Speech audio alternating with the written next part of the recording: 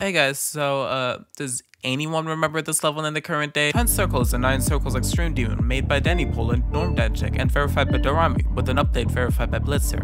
You know, to remove the Ahego since the mods apparently did not like that very much. Oh, and so the level would be like, you know, playable. Dorami verifications aren't usually the best, so it makes sense, especially considering Essentia and Idols did the same thing too. Dude, not even 30 seconds in and I'm already rambling. I'm gonna stop myself from doing that. Apparently, this level was made in a week, and DeniPol decided to get experimental. I mean, he did make the funny toilet level later on, so that checks out. As for NormDanchik though, apparently he has something on his account called 10 Circles, and it's another collab with DeniPol. Let me play that for a bit. So this younger, more innocent version of me had no idea that the level was actually like pretty solid. Like, I'd recommend this. That same sentiment applies to this level, so let's get into the why of that. The gameplay as a whole is pretty fun, but very unbalanced. Most of the focus is put into the waves, which is pretty expected for a 9 circles level. However, the part in between the two waves is so ridiculously easy that it feels like they forgot what difficulty this level is supposed to be. As for the other parts though, the pre-drop is pretty decent. Definitely the hardest non-wave part, but the difficulty gets sanded off by playing this part a lot, much like with other beginning parts, except for like Flosia's core. Stay tuned for that video, I guess. The post-drop though is nothing too flashy, just a little part to close out the level. I mean, it has double jumps and 1 triple spike, but that's literally it. This was apparently composed of just a triple spike originally, but Blitzer thought it fit more to add more jumps, I guess. You know, so it would only drop from 113 on the list to very hard tier on NLW instead of hard tier. Getting into detail about the wave parts though, they really only have 1 segment each that's pretty tough. For example, the duel in the first wave is ridiculously hard, and it's mostly due to that damn fourth click that I hate. That damn fourth click that I hate. The damn fourth click that... The tiny segments before and after that part are also pretty unclear though. The second wave somehow also has a duel that's ridiculously hard, with a triple click that was nerfed in the update, but it's still pretty tricky. Personally, I doubted the release afterwards a lot more. The non-wave duel after that is also pretty mean, especially at the end of the level. Like, the pre-2.2 dual shift physics are still heavy as the Taj Mahal, so the straight play is still pretty hard.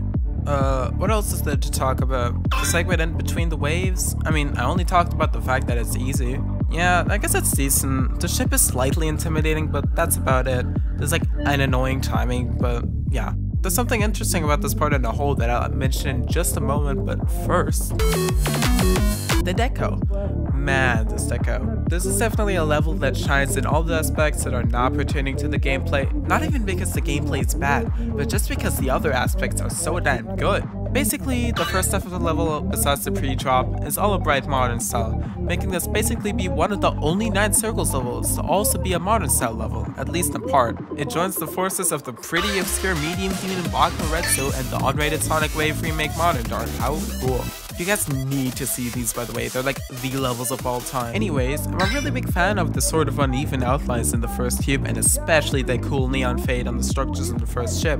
Honestly, the wave is a little bit disappointing compared to that neon fade. Like, I can't emphasize enough how clean that is. The wave is like just about what you expect from the description modern style 9 circles level. But regardless, the second half is a mega switch up, and this has to get all dark, groovy, and much more effect heavy with the iconic swiggy swaggy structures. Also some fantastic color grading here. The background being tinted and the structures being very glowy makes it all look very comfortable. Interesting little anecdote about this, actually it's not super interesting, but I still need to mention it. The structures themselves are one ordinary hitbox, but the spikes aren't, so they also sway around like the deco. Only like 1 or 2 timings are made harder by this though, so it isn't that big a deal. But it's still weird that the creators didn't think to just put 2 small scale long slopes that swing around. Dude, I've rambled about this anecdote for approximately too long, so that's probably a sign to get a move on.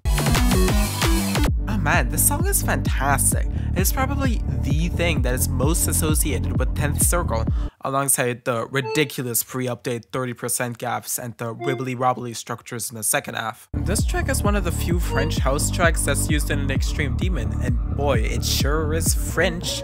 Well, not in language, but you know. It's got some extremely nice warm bass and really good sidechaining, especially on the vocals, even if it wasn't that necessary since the vocals are pretty good. Now, I'm not Russian, as would probably shock you to know, so I would not know what the lyrics actually mean without the help of some of my Russian friends. so thanks Jill Oatmeal for that. Basically, the lyrics are kinda about being trapped in unwanted love. You know, like that one Taylor Swift lyric, I love you, it's ruining my life. Makes sense considering the title, I guess. To be honest, the lyrics are probably the least important part of this, considering the production is the part that everyone is rightfully enamored by. The drums especially are extremely punchy and really give the song its undeniable danceability. On another note, I love how the song integrates into the level, as the deco combined with the song really gave me this feeling of a pretty nice club playing pretty good music. Discord ping, I swear to God, genuinely I can't find anything noteworthy to criticize about this song. It is just fantastic all around. Also made me realize that songs with lower frequencies are usually warmer and that songs with less of them are usually colder. But before I got too off track again, yeah, I know it's an issue. Let me prevent myself from rambling any further, since I have nothing more to say about this great song. Do I recommend this? Of course I do. You should play this if you're really skilled. It's really good. Probably the best Night Circles level in very hard tier. What else even is its competition? Royen's Azurite? Oh yeah, Hateful Reflection? Yeah, this is the best you're getting. Goodbye, I guess.